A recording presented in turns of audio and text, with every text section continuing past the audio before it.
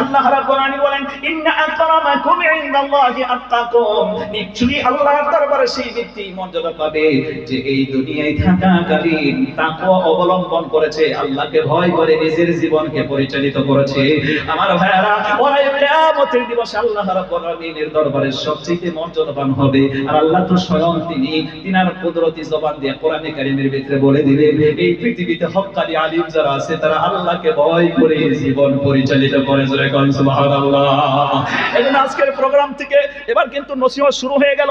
আগে যত কথা বলেছিলাম আমি আপনাদের ব্রেনকে তৈরি করার জন্য এই কথাগুলো বলেছি। এই যে আপনাদের মসজিদ দুই তালা হয়ে গেছে, ডাইরেক্টলি কিন্তু তালা বানাই নাই।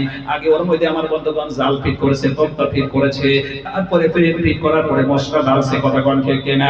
এত আগে যত কথা বললাম আমি আপনাদেরকে যে নসিহত করব ওইটা ধরে রাখার জন্য আপনাদের আমার বন্ধুগণ ফ্রেমটা বানিয়েছি। এখন শুধু নসিহত। জোরে কোন সুবহানাল্লাহ। আজকের প্রোগ্রামের প্রথম নসিহত হলো হক্কানি উলামাকে ভালোবাসবেন। হক্কানি উলামাকে আপনি ভালোবাসবেন, মহব্বত করবেন, তাদের পাশে দাঁড়াবেন। যে কোনো ইসলাম সম্পর্কে কোনো কাজ সম্পাদন করতে গেলে তাদের কাছে মাসলা মাসাইল জানবেন, তাদের সাথে ওঠা বসা আপনাকে থাকতে হবে। জোরে কোন সুবহানাল্লাহ। নবীজি বলেন এই হক্কানি আলিম দিয়ে কিয়ামতের দিবসে সর্বপ্রথম আল্লাহ জান্নাতকে উদ্বোধন করবে। বন্ধুরে, এই উলামাদেরকে আপনি নেগলেক্ট করতে পারবেন না, খারাপ পাইতে পারবেন না। মহব্বত ভালোবাসা দিয়ে তাদের পাশে দাঁড়াতে হবে, তাদের হক্কানি কথাগুলোর উপরে আপনাকে আমল করতে হবে। আল্লাহ রাসূল সাল্লাল্লাহু আলাইহি ওয়াসাল্লাম বলেছেন তিন ব্যক্তিকে সম্মান দেওয়া আল্লাহকে সম্মান দেওয়া ডাইরেক্টলি সওয়াব পেয়ে যায়। কোন সুবহানাল্লাহ। এক নম্বরে হলো হামিলুল কোরআন, যে কোরআন সম্পর্কে ইলম রাখে, কোরআন জানে, কোরআন পড়ে, কোরআনের উপরে সে সময় কাটায়, তার চেহারার চরিত্র কোরআন কেন্দ্রিক। আল্লাহ রাসূল সাল্লাল্লাহু আলাইহি ওয়াসাল্লামের আমার বন্ধুগণ সুন্নতি তরিকা তার ভিতরে পাওয়া যায়। এরকম কোরআন ওয়ালাকে সম্মান করলে আল্লাহকে সম্মান করার মর্যাদা পাওয়া যায়। দ্বিতীয় নম্বরে বয়োজ্যেষ্ঠ মানুষ যারা আছে আমার বন্ধুগণ, যুবক বয়সে থেকে ইসলাম মেনেছে, নামাজ রোজা হক্কানি ভাবে করেছে, হালাল হারাম বেঁচে চলেছে, এইভাবে করে করে ইসলামের উপরে থেকে থেকে দাড়ি পেকে গেছে রে বন্ধু। আরে এই মানুষটা বুজুর্গ, মসজিদ ছাড়া কিছুই বুঝে না। আমার ভাইয়েরা, কখনো যদি বৃষ্টি হয়ে যায় বাড়িতে ছটফট করে, আরে কেন মসজিদে যেতে পারলাম না, ধরো তো অন্ধকার হয়ে এসেছে, মসজিদে এসে সারা নামাজ পড়বে বন্ধুগণ ছটফট করে, মসজিদেই তাদের দিনটা কাটে, সময়টা কাটে।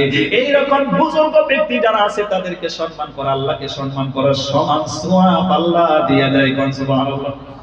তৃতীয় নম্বরে আপনাদের সমাজের ভিতরে যারা মাতবার আছে, নেতা আছে, লিডার আছে, এই লিডার ন্যায় ইনসাফ বিচার করে, ন্যায় ইনসাফ বিচার করে, ন্যায় নেতৃত্ব দেয়, এরকম আমার বন্ধুগণ ইমামুন আদিল শুদ্ধ বিচার করে, এইরকম নেতাকেও সম্মান দিলে আল্লাহকে সম্মান দেওয়ার মর্যাদা পাওয়া যায়। সুবহানাল্লাহ। এজন্য আমি আপনাদের প্রতি আজকের প্রথম নসিহত হলো কুন আলিমান আও মুতাআল্লিমান আও মুস্তামিয়ান আও মুহিব্বান ওয়া লা তাকুনিল খামিসাতা ফাতাহলি। পারলে তুমি নিজে আলিম হয়ে যাও, সম্ভব হচ্ছে না তালবির ইলম হও, সম্ভব হচ্ছে না আলিমের কথা শুনতে ওয়ালা হও, তাও সম্ভব হচ্ছে না আলিমকে ভালোবাসো, মহব্বত রাখো, সৎকর্মের মাধ্যমে আলিমের সাথে উঠা বসা করো। এই চারটি গ্রুপের থেকে একটা তুমি হয়ে যাও। পঞ্চম নম্বর গ্রুপে তুমি হয়ে যেও না, পঞ্চম নম্বর গ্রুপে হয়ে গেলে ধ্বংসপ্রাপ্ত অনিবার্য করা ঘটে কিনা। এই হক্কানি আলিম সম্পর্কে আমরা কিছুটা হলেও আমাদের ধারণা এলো। দ্বিতীয় নম্বরে নাহকপন্থী আলিম, নাহকপন্থী আলিমদের ব্যাপারে আমার বন্ধুগণ কোরআনে কারীমের বক্তব্য। আল্লাহ রাব্বুল আলামিন বলেন ইন্নাল্লাযীনা ইয়াকতুমুনা মা আনজালাল্লাহু মিনাল কিতাবি ওয়া ইয়াশতারুনা বিহি থামানান কলিলা। মহান আল্লাহ পাক বলেন এই আলিমের ভিতরে একটা নকল গ্রুপ আছে, তারা আল্লাহ যে সংবিধান দিয়েছেন সেটাকে ব্যান করে সমাজের মানুষের কোনটা ভালোবাসে ওইটার পক্ষে ফতোয়া দিয়ে দেয়, আল্লাহর আইনকে বিদা দিয়ে নিজের পক্ষ থেকে ফতোয়া দিয়ে টাকা লুটবে, এটা হলো তার টার্গেট।